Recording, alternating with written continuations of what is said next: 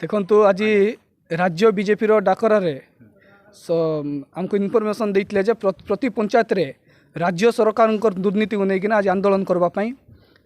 सेपरी आम आज दहना पंचायत आज पंचायत ऑफिस घेराव करूँ विभिन्न मुद्दा को नहीं आम दाबीपत्र देचु। प्रधानमंत्री नरेंद्र मोदी हजार हजार कोटी कोटी टंका ओडिशा को अनुदान देउछंती किंतु तार सफल रूपायन हो पार नहीं। प्रधानमंत्री आवास योजना योग्य हिताधिकारी पाऊना गोटे धनी लोक पाउची जार उपरे घर थिबो से घर उपरे घर पाउची निम्नोक्त गरीब हिताधिकारी घर पाई पारुनांती पाइखाना पाई पारुनांती किसान समृद्धि योजना पाई पारुनांती बिजुली पाई पारुनांती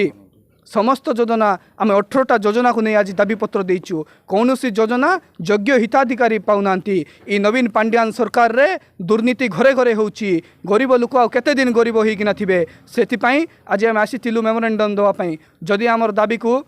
न मानती तापर भारतीय जनता पार्टी राजरास्ता को ओह्लाइबा बाध्य हेबो।